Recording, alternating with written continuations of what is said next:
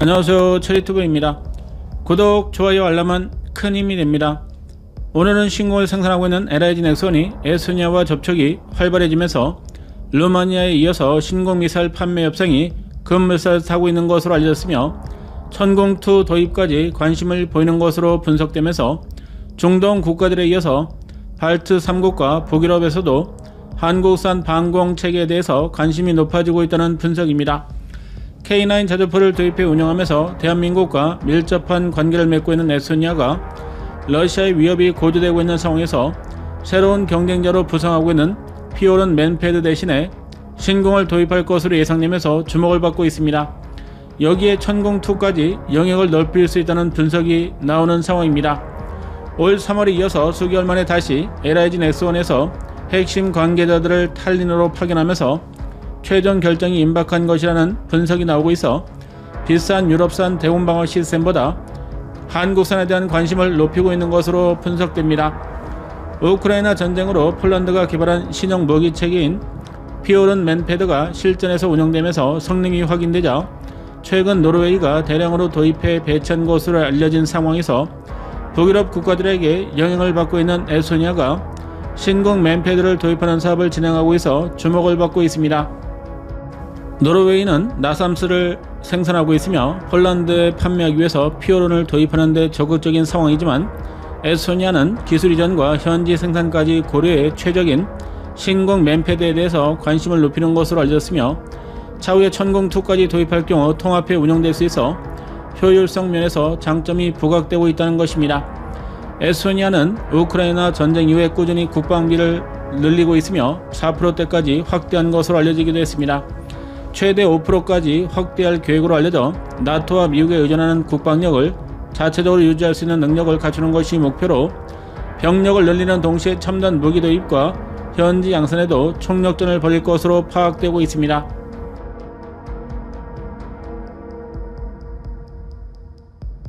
이러한 상황에서 최근 러시아가 폴란드와 에스토니아에 무인기 도발을 시작했으며 수도 탈린 근처에 전투기까지 투입하는 등 점점 도발이 노골화되고 있어 방공 시스템에 대한 재정비와 투자가 필요해지고 있습니다. 에스토니아는 발트 3국 중에서 가장 북쪽에 위치한 국가로 인구는 200만 정도이며 영토도 작아 러시아가 침공하게 되면 쉽게 무너질 수밖에 없는 취약점이 있습니다. 여기에 냉전이 붕괴되고 구소련 시절에 운영했던 무기들이 대량으로 폐기되면서 군사력이 크게 쪼그라들었으며 나토에 가입해 해외 군대가 주둔하고 있지만 자주국방력을 시급히 높여야 하는 상황에서 독자적인 무기체계 도입으로 빠르게 대응한다는 계획입니다.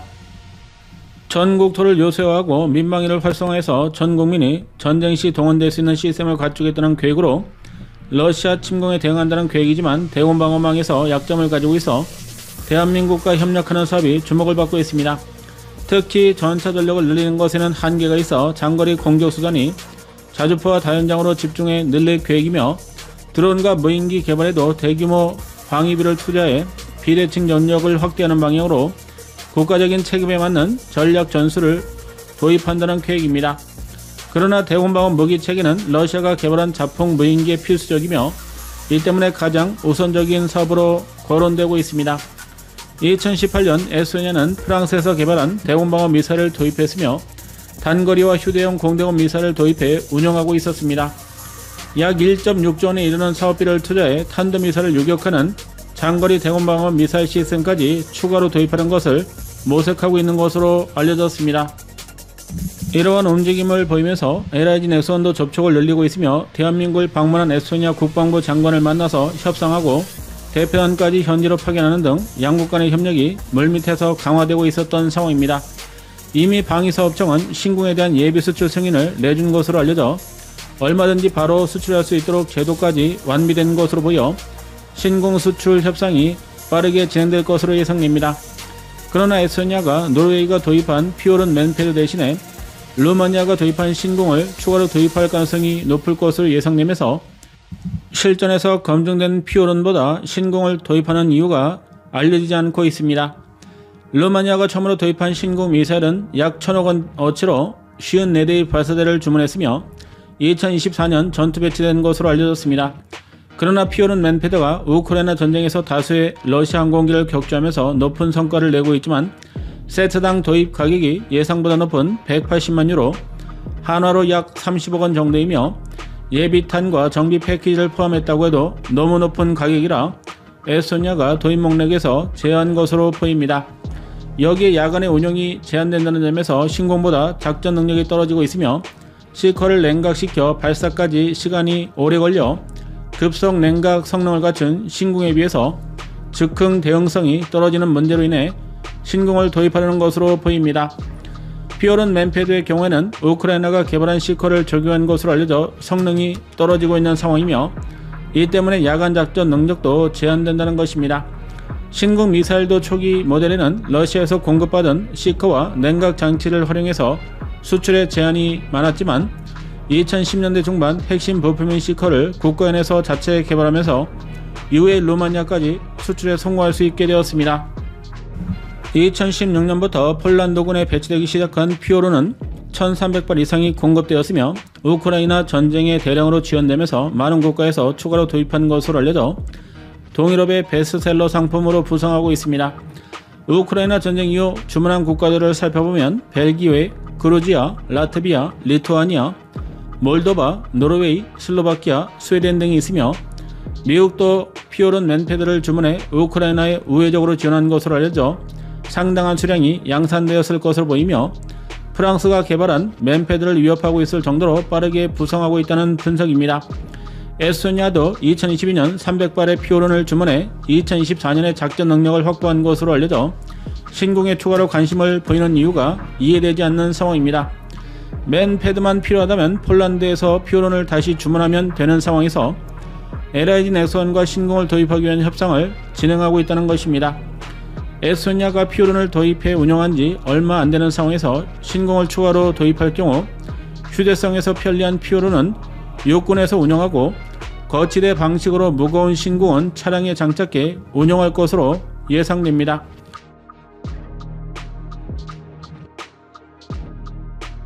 기갑부대 대원 방어를 위해서 신궁을 추가로 도입할 것으로 보이며 정확도와 빠른 발사가 가능해 자폭 무인기나 헬기를 상대로 기갑부대를 보호하는 전력을 구축할 것으로 예상됩니다.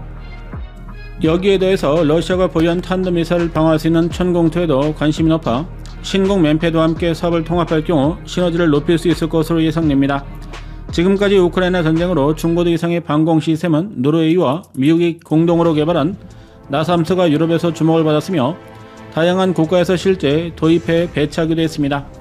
그러나 요격탄이 항공기용 공대공 미사일로 구성되어 있어 파괴력이 약하며 직격탄두도 아니어서 차단하는 능력에는 한계가 있다는 분석입니다.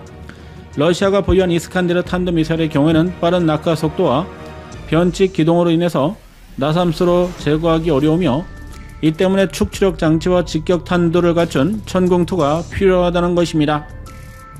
발트 3국 중에서 최전방에 위치한 에스토니아의 경우에는 패트리어트가 배치되어 있지만 나토군이 운영하는 방어 시스템이라 자체적인 요격 시스템을 추가로 확보해야 하며 대공 방어 능력을 이 때문에 확대하려는 상황입니다. 피오른 맨패드를 운영하는 상황에서 신궁 도입을 추진하고 있는 중요한 이유로 기술 이전과 현지 생산에 적합한 모델이기 때문에 늘어난 국방비를 투입해 자체적인 방공 능력을 갖추기 위해서인 것으로 보이며 천궁2까지 도입해 통합할 경우 천궁3나 SM 도입이 진행될 경우 함께 통합할 수 있어 장점으로 분석되고 있습니다. 이미 LIG 넥스원이 개발한 대공방어 시스템이 중동 국가들이 활발하게 도입하고 있으며 패트리어트보다 저렴하게 운영할 수 있으면서도 탄도미사일까지 요격할 수 있어 그동안 전 세계적으로 주목을 받았습니다. 신궁이 차량에서 운영되도록 개량할 경우 방공 시스템과 연계해서 무인기나 드론, 헬기, 공격기와 순항미사일까지도 파괴할 수 있어 가장 기본적인 미사일로 주목을 받고 있습니다. 에스토니아가 다른 국가들보다 방공미사일 전력을 확충하는 데 관심이 높고 대규모 예산을 투입해 프랑스, 폴란드에서 대공미사일을 도입하면서 신궁을 선택할 경우 조 단위 매출이 가능할 것으로 예상됩니다. 루마니아의 50여 개의 발사대를 판매하면서 해외 수출에서 주목을 받고 있는 신궁을 에스토니아까지 도입 검토하면서 LIG 넥스원도 현지에서 생산이 가능하도록 적극적인 기술 이전과 합작사 설립을 추진할 것으로 보여 앞으로의 성과가 기대되고 있습니다. 방위사업청이 우크라이나 전쟁 이후인 2022년부터 에스토니아에 대한 신궁 수출을 검토한 것으로 보여 이미 양국 간 물밑 접촉이 상당 기간 동안 진행되었을 것으로 보이며 최종적인 결정이 임박한 것으로 예상됩니다. 신공이 비호복합에 통합되어 있으며 이를 활용해 기관포를 제거한 미사일만 운용되는 대공 장갑차를 에스토니아가 적극 도입할 수도 있다는 것입니다. 맨패드 미사일은 보병이 운영할 경우 대규모 공격에 대응하기는 어렵지만 장갑차에 신공 발사대를 장착해 8발 이상 대규모로 활용할 경우 야전 방공 능력과 러시아의 대규모 군집 공격에도 대응할 수 있을 것입니다. 에스토니아가 신공 미사일을 단품으로 구매할지 아니면 장갑차까지 패키지로 구매해 대공 장갑차 전력을 도입할지는 알 수 없지만 보병용으로 개발된 피오른에 더해서 사거리와 정확도에서 높은 성능을 가진 신공을 추가로 도입하는 이유가 되고 있습니다. 영상 시청 감사합니다.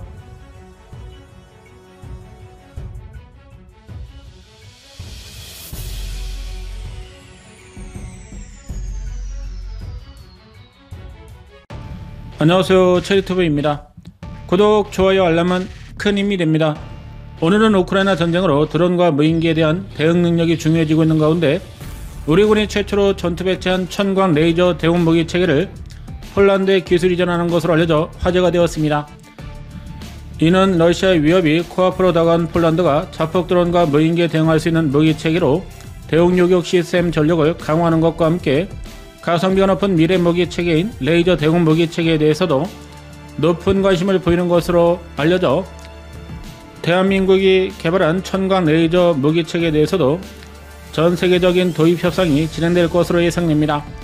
이러한 상황에서 대한민국에서 무기를 대량으로 구매하고 있는 사우디가 중국에서 도입한 레이저 대공 무기 체계 성능이 허접한 것으로 알려지면서 한화 시스템이 개발한 천광을 대체로 도입하는 것으로 알려져 주목을 받고 있습니다. 9월 갑작스럽게 폴란드에 기술을 이전한다는 발표가 나오면서 그동안 미완성이라는 의심을 받았던 천광 레이저가 생각보다 높은 성능으로 완성되어 실전에서도 효과가 높을 것으로 예상되면서 해외 시장에서 주목도가 높아지고 있습니다. 20kW급으로 출력이 약해 실전에서는 큰 효과를 보기 어렵다는 주장이 폴란드 기술 이전과 사우디의 도입 움직임으로 인해서 무력화되고 있습니다. 9월 말 한화 시스템이 아덱스 2025 전시회에 천광 레이저를 출품하면서 해외 판촉을 강화할 것이라고 밝힌 가운데 사우디에서 중국에 밀려왔던 천광이 다시 재진출하기 위한 사업을 본격적으로 진행하는 것으로 알려지면서 주목을 받고 있습니다. 사우디는 예멘 반군이 이란에서 개발한 자폭 무인기를 도입해 수천 킬로미터 떨어진 정유시설과 전략시설을 공격하고 있어 그동안 패트리어트 미사일로 방공망을 구성했지만 다른 방어 시스템이 요구되었습니다. 이 때문에 독일에서 개발된 비싼 스카이쉴드 기관포용 시스템을 도입하기로 했지만 기관포용은 지상에 탄약의 파편이 뿌려지기 때문에 도심지에서 운용하기가 어려우며 패트리어트 같은 미사일형 방공 시스템은 발당 수십억 원으로 비싸 사우디에서도 대량으로 운영하는 것이 어려운 상황입니다.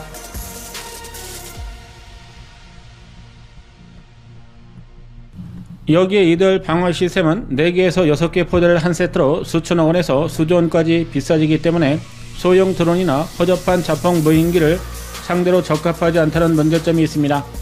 우크라이나 전쟁에서 푸틴이 포탄을 많이 소모하면서 전쟁이 불리해지고 있음에도 다른 국가들을 적극적으로 위협할 수 있었던 이유는 매달 수만 대의 자폭 드론이 양산되고 있기 때문이며 수십만 대까지 생산량을 늘릴 것으로 알려져 연간 수백만 대 이상을 도입할 수 있기 때문입니다. 이란에서 전수받은 자폭 무인기 기술을 활용해서 러시아판 샤이드 무인기를 대량으로 양산하고 있으며 우크라이나 주요 도시를 한 번 공격하는 데 수천 대 이상을 투입해 동시 포화 공격을 감행해서 큰 전과를 올리고 있습니다. 우크라이나 전쟁에서 실전 능력을 확인한 북한도 이러한 전력을 적극적으로 들고 나올 것이며 유사시 수도권 주요 지역에 대한 대규모 드론 공격을 감행할 가능성이 높은 상황입니다. 한 번 공격에 수천 대씩의 무인기를 날려보낼 경우 아무리 고성능 대공방어 시스템을 운영하더라도 모두 막아내는 것이 불가능하고 요격탄 재장전에도 오랜 시간이 필요해 점차 레이저 무기에 대해서 관심이 높아지고 있습니다. 이러한 가운데 사우디가 야심차게 추진했던 레이저 대공 무기 체계 사업을 중국에서 가져가면서 대한민국이 개발한 레이저 무기 체계보다 중국산이 더 좋다는 분석이 나왔으며 첨단 무기 체계에서 급격한 성장을 이루었다는 우려 섞인 목소리도 나왔습니다.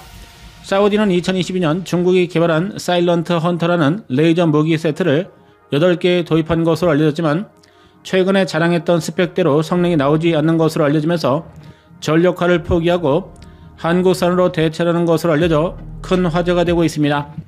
중국산 대공 레이저 무기는 한국산보다 높은 30kW급으로 알려졌으며 이를 통해 더 먼 거리 대형 드론과 무인기까지 빠르게 파괴할 수 있다고 홍보되었던 모델로 중국군 열병식에서 핵심 무기 체계로 선전되었습니다.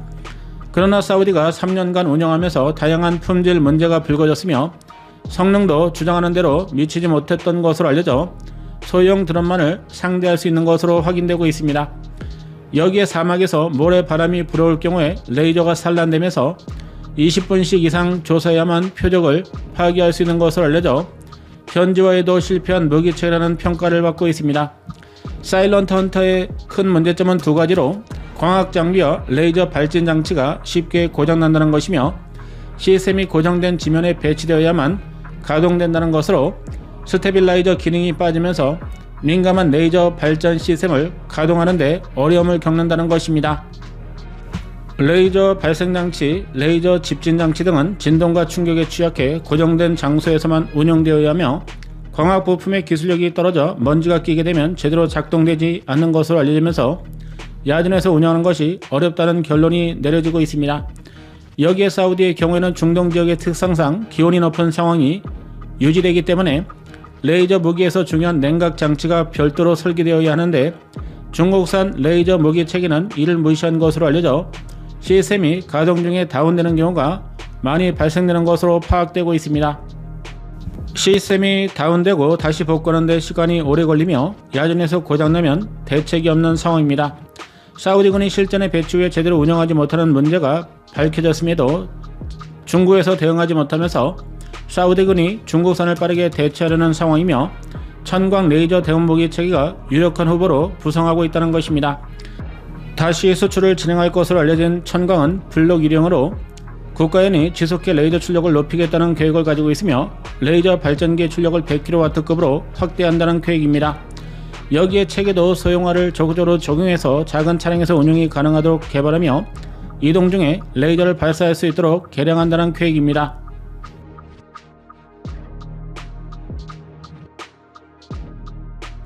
방위사업청도 전세계적으로 레이저 대응무기 체계에 대해서 관심이 높아지고 있어 천광을 블록 3형까지 개발한다는 계획을 가지고 있으며 이스라엘, 미국에 비해서 낮은 기술력을 빠르게 확장하기 위해서 수출을 활성화해 후속 모델 수요를 확보해서 경쟁력을 빠르게 높인다는 계획입니다. 이를 위해서 우리 군의 전투 배치를 계기로 폴란드와 중동 국가들에게도 적극적으로 판촉 활동을 벌이는 상황에서 사우디가 중국산 레이저 무기를 대체할 시스템으로 천광을 주목하고 있는 것으로 파악되었습니다. 특히 소음이나 낙탄 피해가 없으며 동시에 많은 표적을 상대할 수 있어 군집 공격에 대응이 가능하며 출력을 높일 경우 순항 미사일까지 사거리 내에서 파괴할 수 있어 주목을 받고 있습니다. 천광은 중동 지역에서도 문제없이 운영될 수 있는 냉각 시스템을 확보하고 있으며 이러한 점에서도 주목을 받고 있습니다. 천광은 우리 군이 요구하는 ROC를 만족시키기 위해서 개발되었지만 한반도 여름철 혹서기에서도 운영될 수 있도록 냉각 장치를 새로 설계한 것으로 알려져 중동 지역에서도 일정한 성능을 확보할 수 있을 것으로 예상됩니다. 한반도 여름철은 40도까지 외부 온도가 올라가며 레이저를 가동하게 되면 강력한 냉각 시스템이 작동되어야 하고 오랜 시간 레이저를 발진시키기 위해서 냉각 시스템이 어떻게 설계되느냐에 따라서 성능에서도 차이점이 발생되고 있습니다. 천광은 이러한 점 때문에 측면 전체가 냉각 시스템이 적용되어 있으며 이 때문에 전체 면적에서 냉각 장치가 차지하는 비중이 높은 것으로 알려졌습니다. 여기에 외부에서 먼지와 이물질이 유입되지 않도록 특수한 필터 시스템을 갖추고 있어 황사가 발생하는 한반도 봄, 가을철에도 레이저 성능을 유지할 수 있도록 개발되었습니다. 사우디군은 대놓고 중국산 레이저 무기에 대해서 불만을 표시하지는 않고 있지만 3년 만에 새로운 레이저 시스템을 추가로 도입할 것으로 알려져 천광 시스템에 대한 진출이 빨라질 것으로 예상됩니다. 사우디는 천공2를 도입하고 있으며 한화 시스템과 협력해 비오 복합2를 개발하고 있는 것으로 알려져 레이저 대공무기 체계도 빠르게 도입할 가능성이 높은 국가입니다. 3년 전에는 천광이 개발 막바지라 우리 군에 배치되지 않아 실전 성능을 검증하지 못했지만 이제는 가능해지면서 중국을 빠르게 대체할 수 있을 것으로 예상됩니다. 우크라이나 전쟁을 계기로 이란이 보유한 샤히드 드론 기술이 예멘 반군에게 전수될 경우 기존 방공 시스템으로는 한계가 있기 때문에 가성비 높고 동시에 많은 표적을 무력화할 수 있는 레이저 무기 체계가 안성맞춤이라는 것입니다. 레이저 출력이 100kW급을 넘어갈 경우 소형 드론은 레이저 빛에 닿으면 바로 폭발해 없어질 정도로 강력하며 외피가 두꺼운 탄도미사일도 수초 만에 폭발시켜 버릴 수 있는 강력한 레이저 빛을 만들 수 있어 천광 레이저가 주목을 받고 있습니다. 한화 시스템은 국가연과 협력해 지속해 레이저 출력을 높인다는 계획으로 블록 3행에서 100kW급을 확보할 계획이며 이동하면서 발사가 가능하고 기존보다 절반으로 소형화시키는 것을 목표로 하고 있습니다. 이 때문에 사우디가 천광에 관심을 보이면서 개발 사업이 빠르게 진행될 것으로 예상되고 있어 대한민국에서 개발하고 있는 레이저 무기 체계들이 수출용으로 빠르게 완성될 것으로 예상됩니다. 전 세계적으로 이스라엘과 미국이 레이저 기술에서 앞서 있지만 실전에 전투 배치한 곳은 대한민국이 유일하며 이스라엘이 아이언빔을 개발해 뒤쫓고 있습니다. 대한민국도 천광을 시작으로 레이저 기술을 더욱 높이겠다는 목적이며 폴란드의 기술까지 수출할 경우 우크라이나 전쟁에서 사용 가능한 레이저 무기 개발도 가능할 것으로 예상됩니다. 다양한 악조건에서도 운영될 수 있는 성능까지 추가로 확보할 경우에 실험실 수준에서 개발한 중국보다 더 빠르게 해외 시장을 공략할 수 있을 것입니다. 사우디가 천광 레이저를 도입할 경우 아랍에미리트와 이라크까지 추가 도입할 가능성이 높아 국내 업체도 사우디 수출에 집중할 것으로 예상됩니다. 중국산 레이저 대공 무기 체계가 주목을 받았으나 대한민국에서 개발한 천광으로 관심이 돌려지고 있습니다.